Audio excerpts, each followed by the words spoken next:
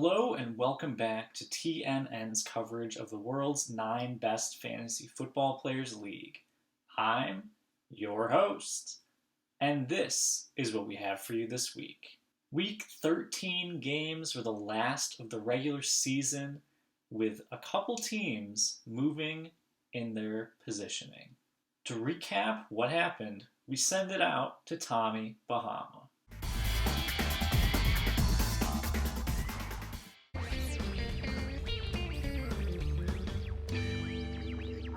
And thank you, Tommy Bahama.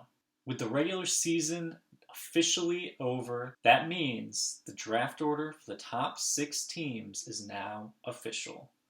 With this update, we send it out to a special message from the commissioner. Hey, what's up, guys? It's me, the commissioner. I'm just back with a short little message due to it being the end of the regular season, start of the playoffs. Since the regular season is over, that means our top 6 draft spots are now finalized. Nothing can change that. And here they are. First overall pick going to undefeated, never lost. Second overall pick currently held by Init Tua Winit due to that trade with undefeated, never lost, due to their trade with Big Chungus. Third pick, the Tex Arcana Bandits. Fourth pick, Too Many Cooks. Fifth, undefeated, never lost via the trade with Ham and Throw. And then sixth is the Harry Snotters. Those picks finalized. Obviously, they can still be traded prior to the draft, but that's how they're going to stand. The next 6 will be determined by teams' playoff performance. The 2 losers of games in the championship bracket will face off in the 5th place game. That will determine 7th and 8th picks, and so on. Congrats to Jacob and Tom for winning the division, getting the first round bye. As you know, that also comes with the $15 prize for winning the division. They've got their buy-in back. Prizes will be paid out once the entire championship bracket is decided, so I can pay out all the money at once. And also, as a reminder, to those of you in the toilet bowl, the loser is the one that advances, so you want to win and save yourself. If you lose out, you got the toilet bowl, you got the punishment, you got to pay for the engraving, and I've been thinking about making the person order the trophy, not pay for it, but actually go through the process of ordering it, because it's slightly inconvenient, and that seems like a reasonable punishment. Yeah, that's all I got for now. Wishing everybody best of luck in the playoffs. Go Robots. Watch out. We're taking the league by storm. Best of luck to everybody in the toilet bowl. I hope you avoid the terrible prize. And now, here is Danny Football with his picks for the first week of the playoffs, week 14. Hey, what's up, guys? The world's 9 best fantasy football players expert, Danny Football here, back with another week of expert predictions. It was a pretty good week for me last time, going 4-2, moving my total on the year to 47 and 31, meaning I finished the regular season 60% success rate on the picks. Pretty good, if I do say so myself. My guest, Visconti, also went 4-2 last week, able to tie the experts. Unfortunately, or fortunately for me, tie is not the same as beating the expert, so yeah, maybe he'll get me in round 2.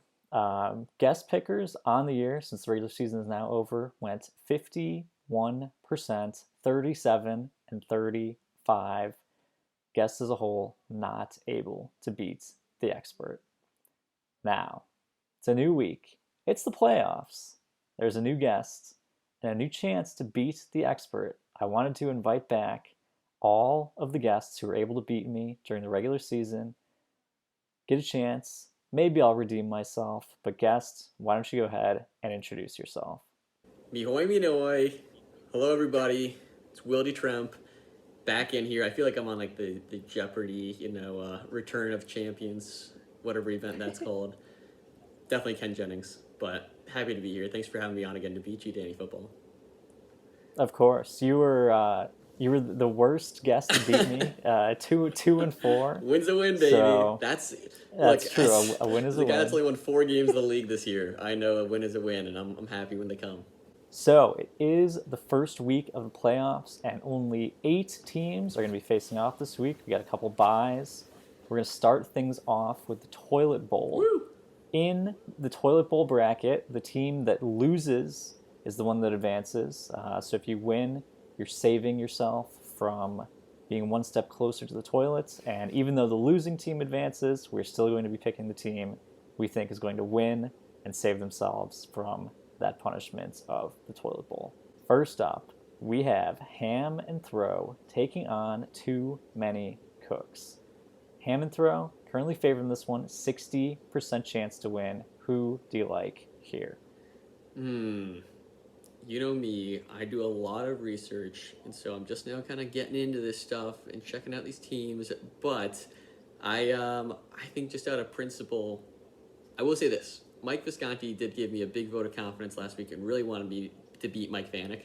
But I didn't really feel like that was genuine, bona fide goodwill towards my way. It was more just vendetta against Vanek, which I also have. Screw him. I want nothing but bad things for Team M Vanek. So too many cooks. I'm gonna be in their corner this week. Love Patty Mahomes. Anyone that has Patty Mahomes gonna root for them. I think Cooper Kupp's kind of sick. The Brandon Cooks thing still makes me laugh. And I just see too many players on this Visconti's team that I just don't recognize. And he's still starting Wayne Gallman, which Tooch and I just talked about this. So you probably didn't hear Danny Football, but I was talking to Tooch earlier, and we kind of agreed that we think he's garbage. So I'm going to go with Too Many Cooks. Final answer. Yeah, I think that's a good pick here. Ham and Throw, they exploded last week, putting up like 230 points. It was only the second time this year that they've put up over 200 points. They were able to get a couple of wins, end the year at 7-6 in their quest to spite Miguel and undefeated never lost. Too Many Cooks coming into this one also on a winning streak. They pulled the upset, played spoiler to the mental brick walls last week. Look, Visconti is going to talk a big game about how his team is hot and how they should have made the playoffs. But I'm going to go into some data here to really pour some cold water on Visconti. So I went through and looked at all of the scores for the weeks this year, week 1 through week 13. And Visconti, while he did have that one tough loss to the Robots in week 2, where he was the second highest scoring team, he also had 3 extremely lucky wins where he was in the bottom 4 scoring teams and still won that week. This is just not a good team. Like, we need to be frank about it. They are not going to be able to get that 40-point production out of Joe Schobert, a 20-point game out of Logan Thomas. That's not going to happen again. Too Many Cooks has not been a great team this year. That's why they're in the toilet bowl. But I think Visconti's luck runs out here. He's been way too lucky this year. I'm going with Too Many Cooks. Ooh, some humble pie being served there. I love it. Next up, in the toilet bowl, we have the Harry Snotters taking on the Tex Arcana Bandits. Snotters favored here, 79%. Snotters, kind of a yikes for them. They lost 4 in a row to close out the year, barely missed the playoffs in that last week, losing that spot to Team M. Vanek. Bandits, on the other hand, fans of the show are going to know I have been very high on the Bandits this year. They've had a tough time tanking down the stretch, and it's definitely going to be interesting to see how this team performs at full strength. It's going to be the first time we see them doing that in a while. But McCaffrey possibly coming back for the Snotters. Lamar, big opportunity, get some points against the Browns. This is where I see Grayson's trade starting to hurt him. I really like how he set himself up in the future, got some good draft picks, some good young guys to build around, but it does not leave him with a lot of depth at on his team. Not a lot of wiggle room in the toilet bowl, and I think it could be a rough toilet bowl for his team. I'm going with the Snotters in this one. I think that's a quality pick right there, Danny Football. Losing 4 in a row, really tough for the Harry Snotters. I don't think Harry ever lost 4 in a row to Voldemort, is all I'm saying. And either way, even if he did, he got him in the end when it matters. I just look at this Snotters lineup, and I mean, their offense, low-key kind of sick, I love what they have at running back with Mostert, whatever his name is, from San Fran, and our boy Ronald Jones. As a Vikings guy, I love having Thielen on there. I really like the Snotters in this one as well. As a fan of the show, I'm aware you're high on the Texarkana Bandits, and it's made me high on them. But I would rather face them if I have to eventually in the toilet bowl. So I'm gonna take the Harry Snotters to advance in this one. All right, moving on to the championship brackets. First matchup, we have Team M Vanek taking on Bro Chill. It's just Njoku. Team M Vanek favorite here, 88% chance to win. Who do you like here? Look, I told myself going into this one I was going to have an unbiased pick, regardless of last week's results, and I stand by that. Even though Team Big Chungus 22 got absolutely freaking screwed by Tyreek Hill, fake touchdown, not getting challenged by big boy Andy Reid, had burgers on his mind instead of points for the team, and then Tyreek got another one called back because of a penalty on it. But I'm not salty. So, like I said, no bias here, but fuck Team Vanek and Bro Chill. It's just Njoku. I hope we can swear on this show, by the way. You okay, can. good. Of Just course. making sure. I know it's immortalized on YouTube, so hello, YouTube. I just love this Bro Chill. It's Njoku team. I've been saying that all along. I'm huge on whoever Jay Collins is, that linebacker from Detroit. But in reality, I actually, I love Josh Allen. I think whichever that is, Duke Johnson or the other Johnson, is probably going to have a big game for the Texans. And I just don't like anything about this team Vanek. I think they're just overrated. They lean too heavily on Dalvin Cook, and you can't count on that kind of production against a solid Tampa Bay front four. So.